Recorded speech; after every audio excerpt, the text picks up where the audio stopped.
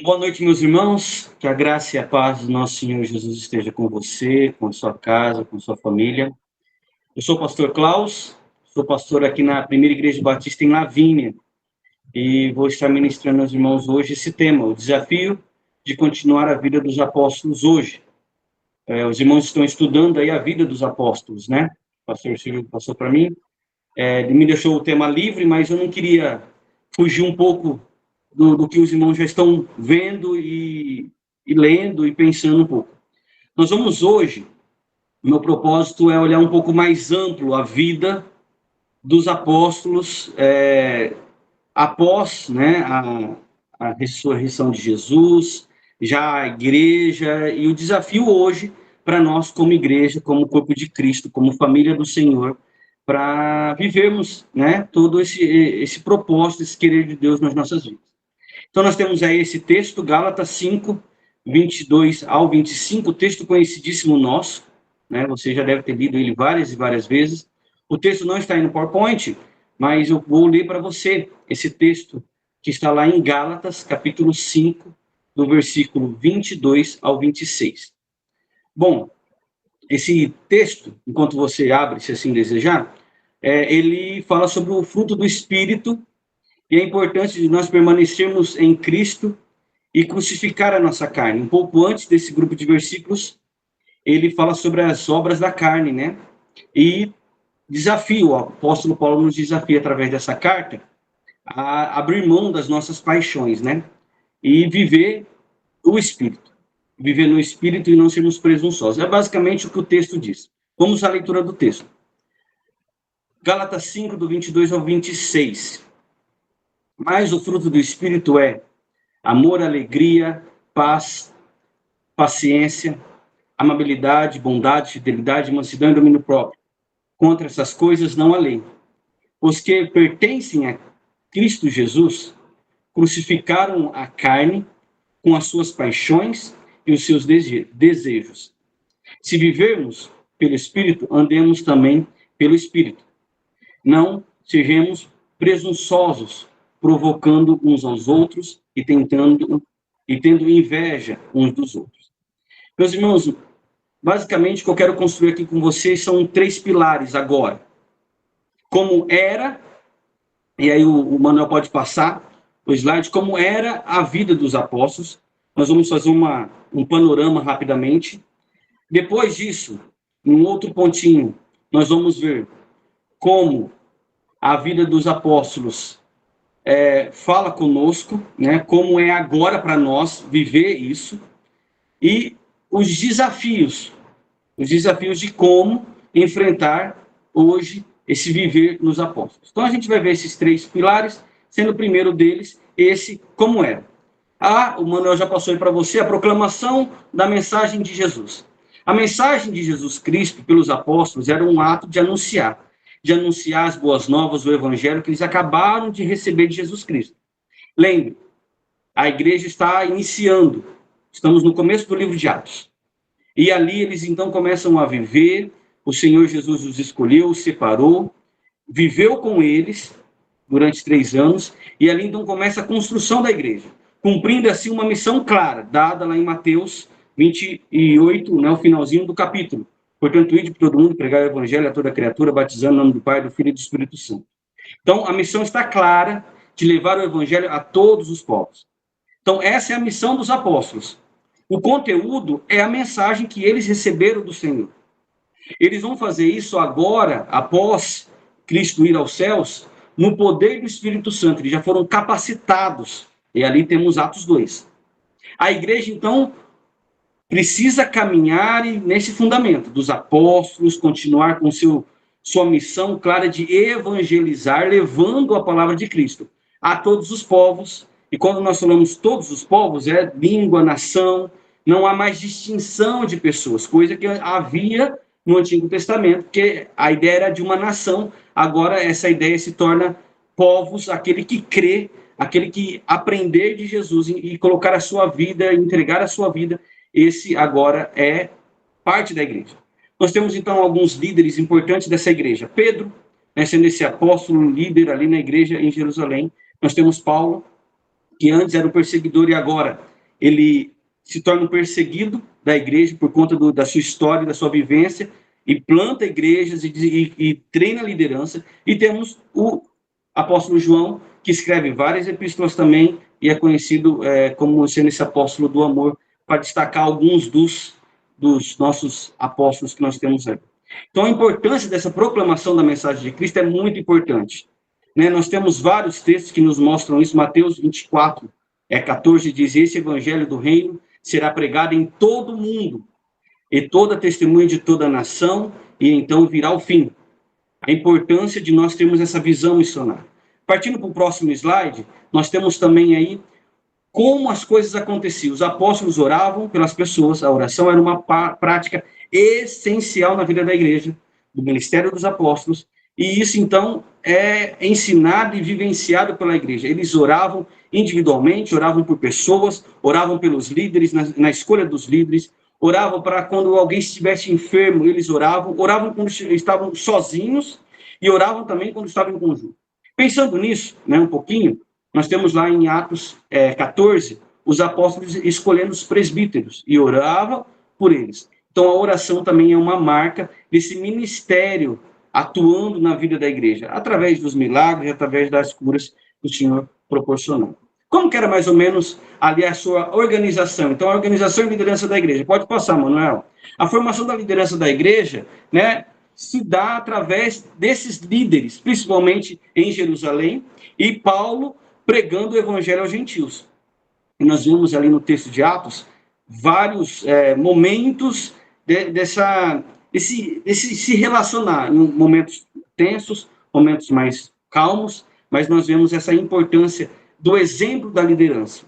Até quando há uma certa divergência ali entre Paulo e Barnabé, a gente vê a atuação do Espírito dirigindo a igreja e trazendo essa organização de liderança. Mas é importante a gente lembrar que Paulo, através dessa influência de liderança e organização, nós temos Timóteo, nós temos Tito, que ele influencia, e todas as igrejas aqui do Novo Testamento, Tessalônica, Filipos e Corinto. Né? Bom, pensando um pouquinho nos princípios bíblicos sobre essa liderança, essa organização, a liderança era, por exemplo, Paulo enfatiza muito que os líderes deveriam ser um exemplo para os demais. Não apenas em palavras, mas também em seu comportamento, através da fé. Ele também enfatiza a questão da formação dos pastores, né, mostrando através da prática. Que prática? De quem? De Timóteo e de Tito. Aconselhando eles a não deixar que nada atrapalhasse o que eles já estavam pregando e o que eles já sabiam, a sã doutrina. Nada deveria atrapalhar eles nisso. Então, Paulo era bem zeloso nessa. O desenvolvimento do caráter, a formação dos líderes, e a gente vê isso do 20 até o 28, Paulo se esforçando mesmo diante das dificuldades que o ministério coloca para ele. Então, uma liderança que serve, não é uma liderança que quer ser servida por ninguém.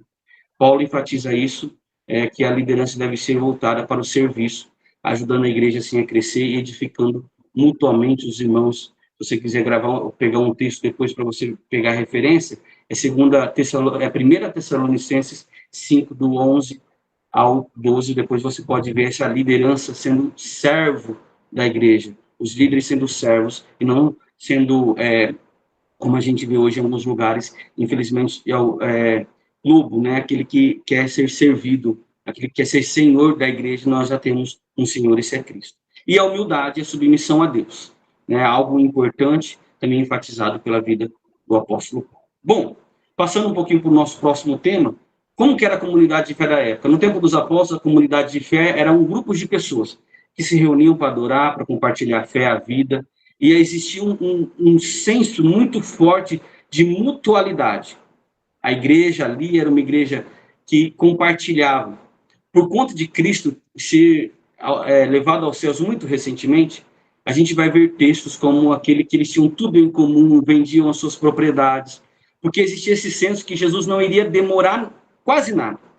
Né? Mas a gente percebe que isso vem se prolongando já há um certo tempo, e essa mutualidade, infelizmente, a gente vem se perdendo, a gente vai ver um pouquinho isso também, que é uma das nossas dificuldades hoje. Então, um pouquinho das características ali, eles tinham unidade e comunhão, né? Os membros tinham essa vivência em comum, compartilhavam, existia essa unidade, até por conta do tamanho de algumas igrejas pequenas, outras já eram grandes igrejas, mas mesmo assim eles não perderam esse pequeno grupo, esse compartilhar nas casas, porque a gente tem que lembrar que a igreja, nesse tempo, principalmente no início, não tinham templos, né? Não tinha um espaço que ela comprou, ela construiu, não, ela usava a sinagoga em algumas ocasiões e as casas dos irmãos, e se reuniam nas casas, e assim a igreja ganhava esse perfil, né?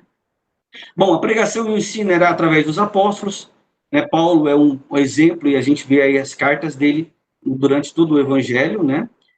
As cartas paulinas, cartas gerais, né? As cartas às pessoas, pregando o evangelho e sistematizando, ensinando os novos na fé.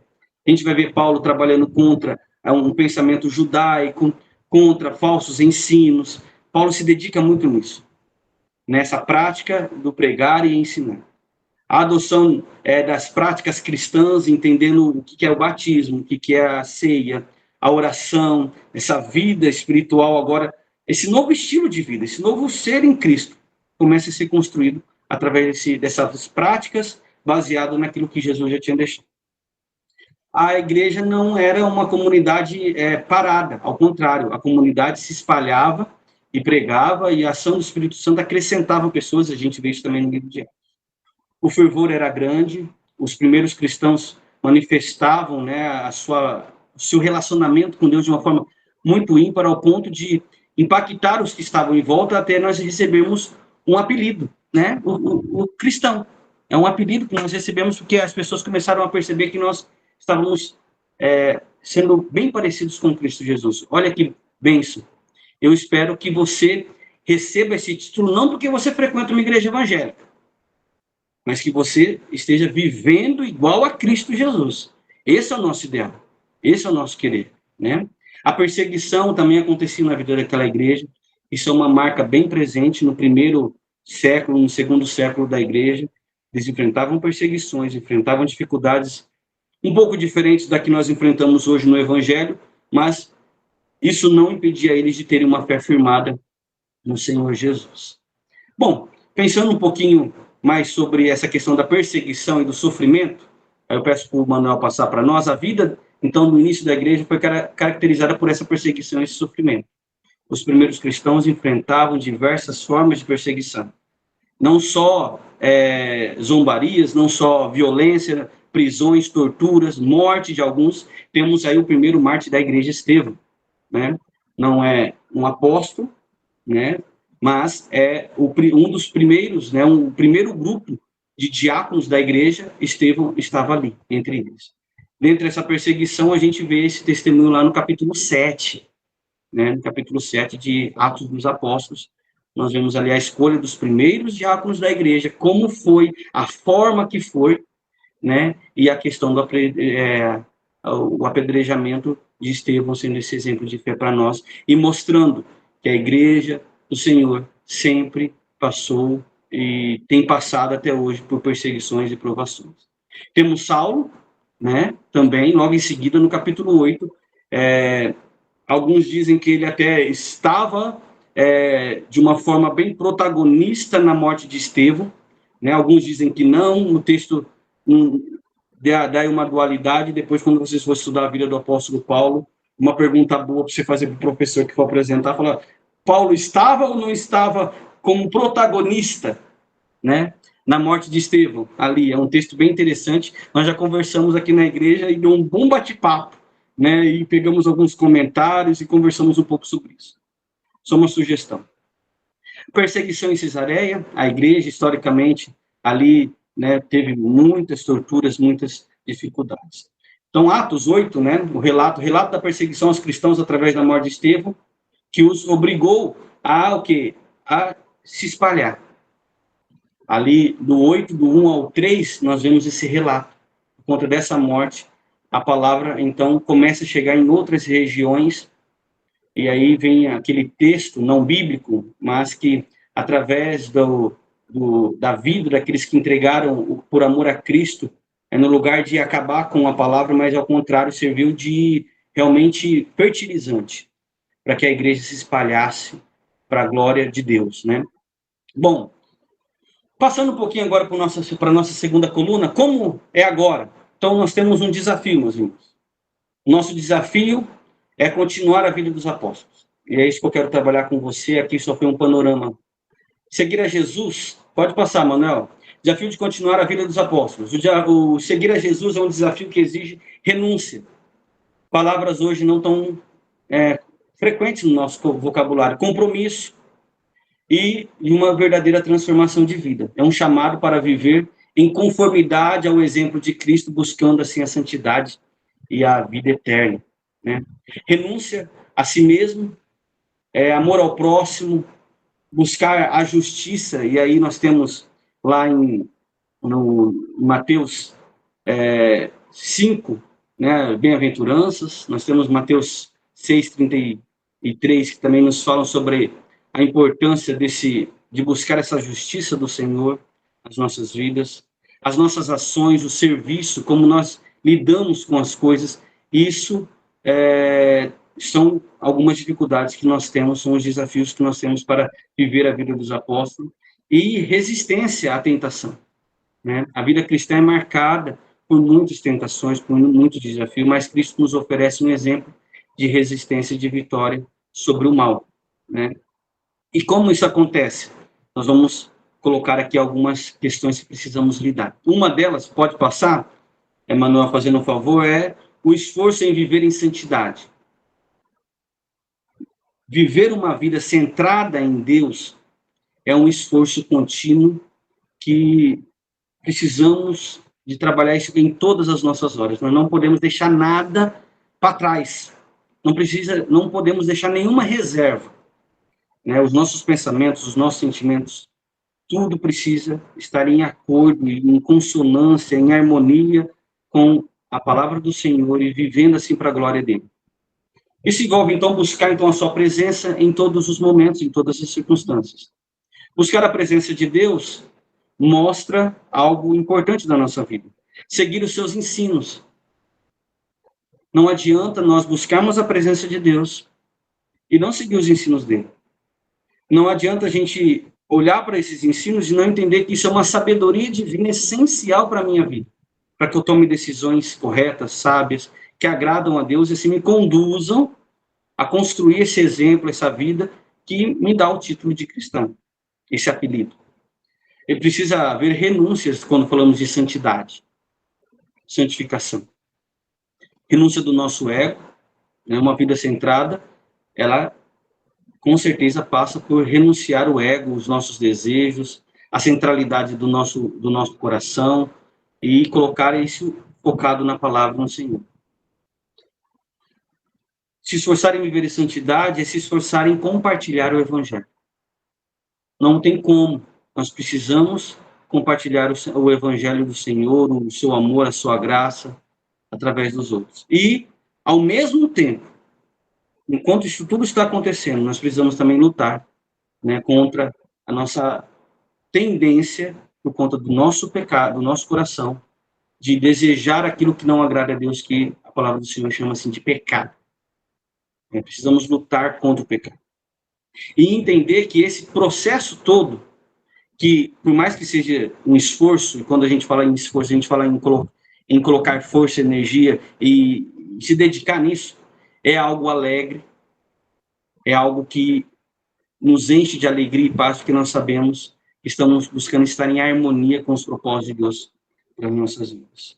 Bom, textos nós temos para você não falar, o pastor não cita texto, vamos citar alguns textos. Mateus 6:33, você conhece com certeza. Mas busque primeiro o reino de Deus e a sua justiça, e todas as demais coisas vão ser acrescentadas. 1 Coríntios 15:58 diz: portanto, meus amados irmãos, permaneçam firmes, inabaláveis, sempre exercendo no trabalho do Senhor, porque vocês sabem que no Senhor o seu trabalho não será em vão.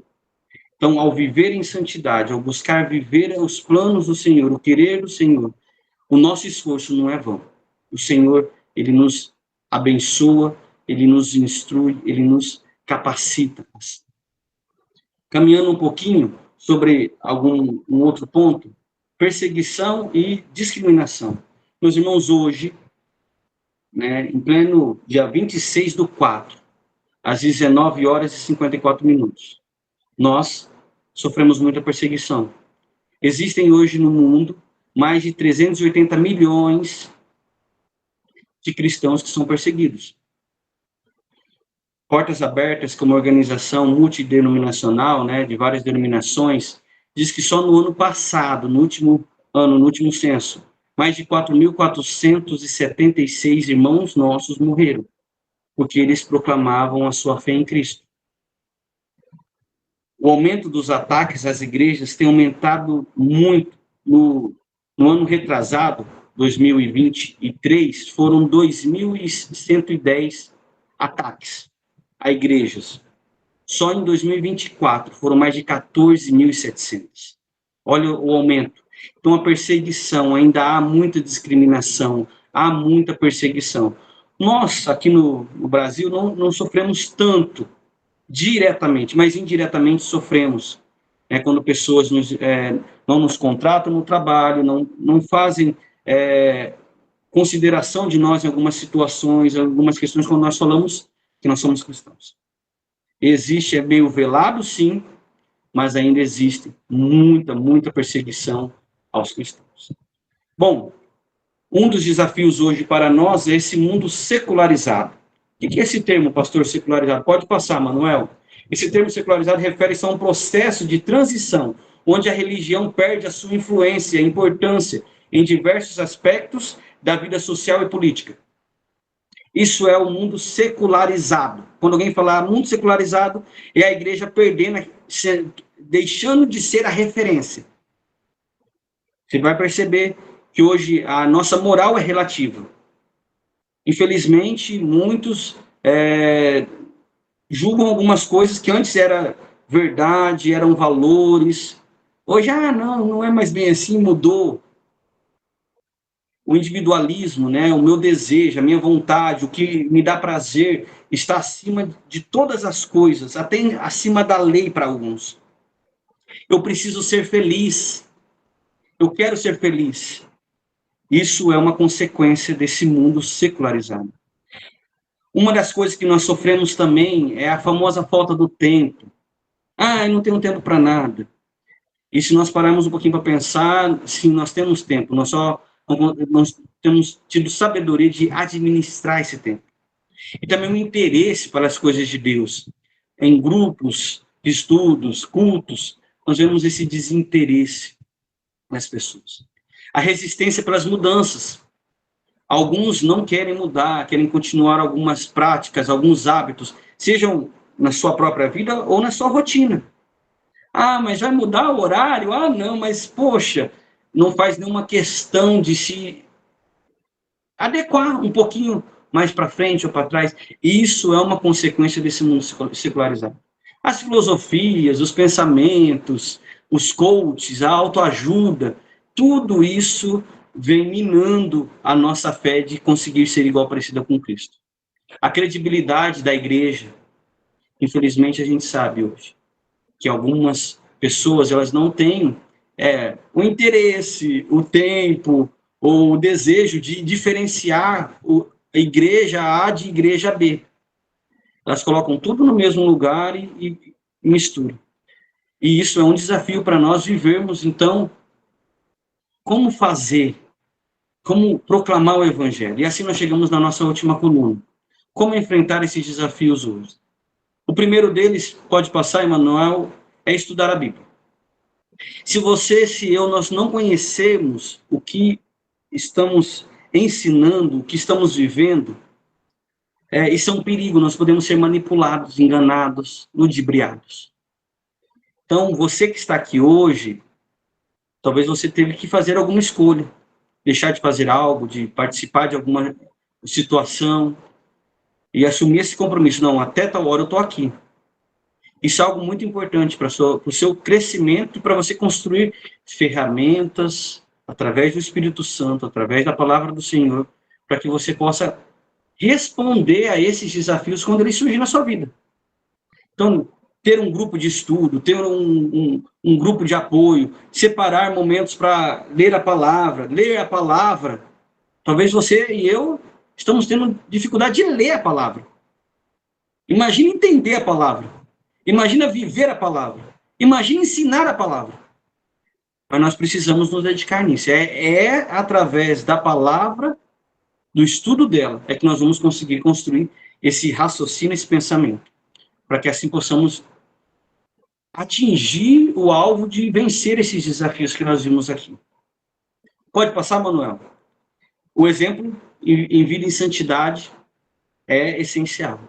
Não adianta nós termos o conhecimento, não adianta nós sabermos as datas de aniversário, quantos anos viveu, quando começou, quando terminou, quantos capítulos tem tal livro, se isso não entra no meu coração, não entra no seu coração e não traz uma mudança. Algumas mudanças nós precisamos receber e anexar e fundir os atributos de Deus em nossas vidas. E aí vem o nosso texto base, que é Gálatas. Se nós não tivermos amor, alegria, paz, fidelidade, mansidão, domínio próprio, se nós não tivermos o fruto do Espírito, nós não vamos ser bem-sucedidos na proclamação do Evangelho. Porque as pessoas não vão ver em nós aquele Cristo que a gente está falando. Ela vai ouvir o que a gente está falando, mas quando a gente chega em uma situação do dia a dia, há uma ruptura. Você fala uma coisa, mas vive outra. Então, viver a vida em santidade, em exemplo, é essencial. A santidade também deve não só estar no nosso exterior, para que as pessoas vejam o nosso falar, o nosso agir, mas também nos nossos pensamentos, na nossa alma. Aí vem a ideia de não ter nenhuma reserva, de não ter nenhuma área a qual Jesus não pode tocar. E aí nós vamos termos como assim, pecado de estimação. Isso é um absurdo. Como um cristão pode ter um pecado de estimação? São coisas que não compactuam com a fé. Mas, infelizmente, pode ainda estar fazendo parte da sua vida. Eu te desafio. Viva em santidade e em exemplo. A santidade como uma resposta da graça de Deus. Eu vivo o que eu vivo porque Cristo já morreu por mim. Eu falo o que eu falo porque Cristo já morreu por mim. Eu faço o que eu faço porque eu sou grato por tudo que Deus e Cristo já fez por mim através da cruz. Nós temos que entender que, lógico, essa santidade, algumas coisas são processos, são hábitos, são ações que nós vamos deixar de fazer. Algumas coisas precisam ser radicais, outras coisas vão ser um processo. E a palavra de Deus nos fala sobre essa questão de processo. E a santidade não é refletir a nós mesmos ou ao outro, mas sim refletir a Cristo. Nós temos um alvo de santidade para vivermos. Muitas vezes alguns podem confundir, não, vou seguir o irmãozinho fulano de tal. Ele sim, Paulo até fala, olha, sejam meus imitadores porque eu sou de Cristo. Eu espero que você chegue nesse local onde Paulo já está, quando ele escreve esse texto. Mas eu te desafio a olhar primeiramente a Cristo. Porque ele é o nosso exemplo. Que, infelizmente, pode acontecer, eventualmente, daqueles que estão ao nosso redor, abandonar a fé. Ou cometer algo que entristece o nosso coração.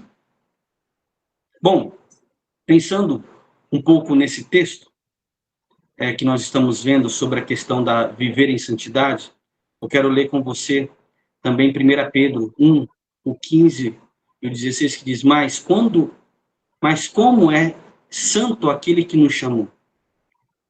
Sede vós também santos em toda a vossa maneira de viver.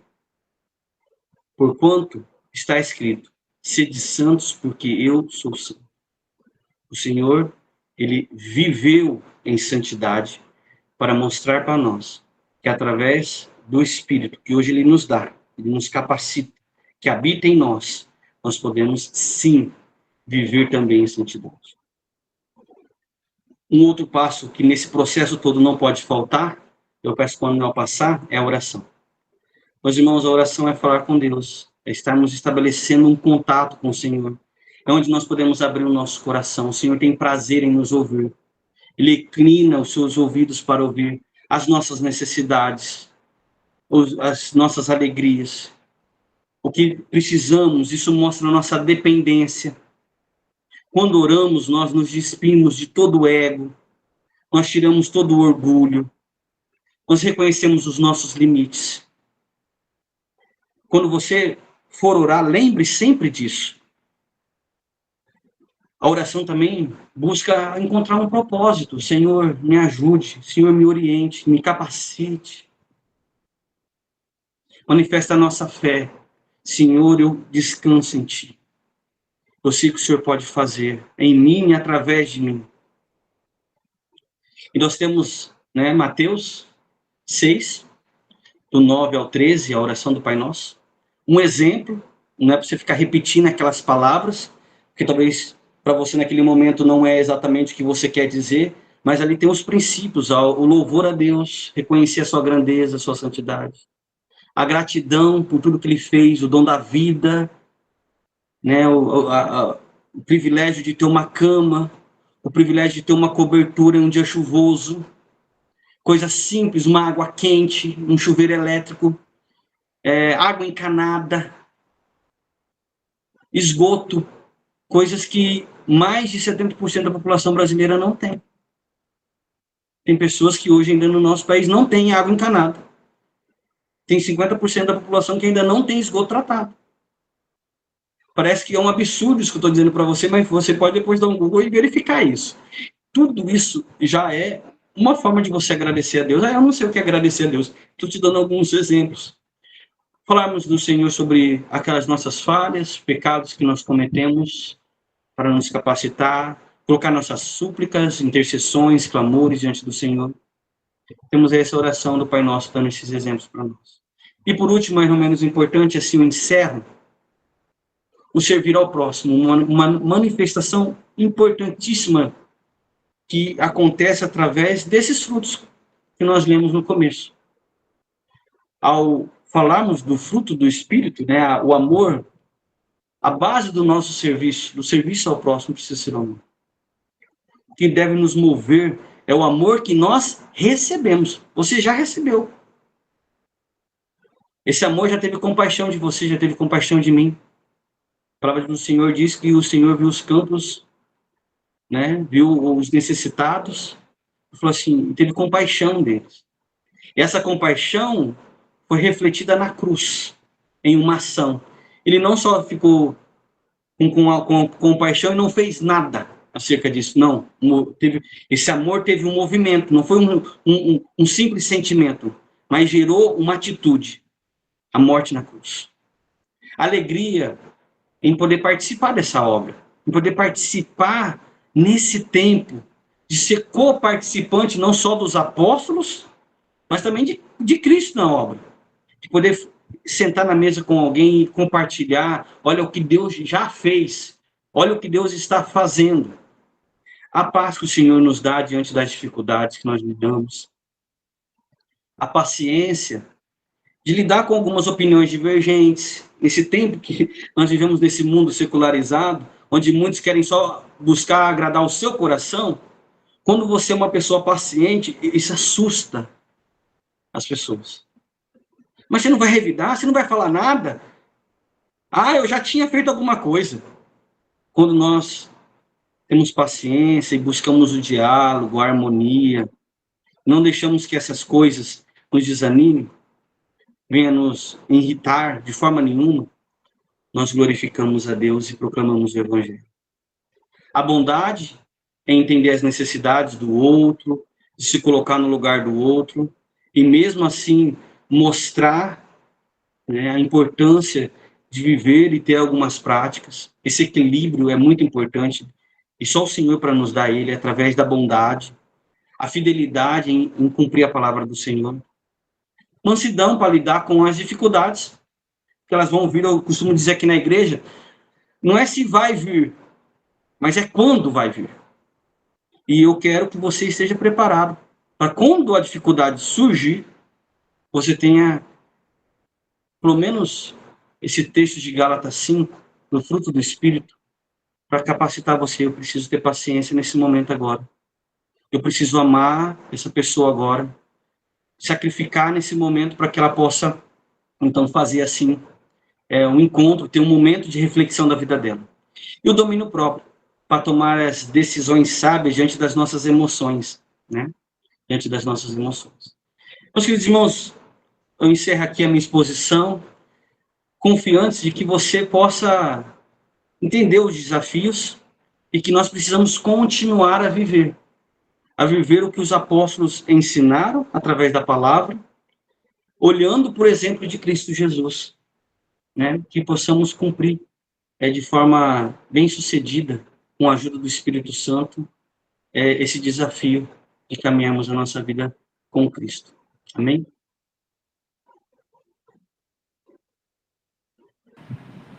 Amém.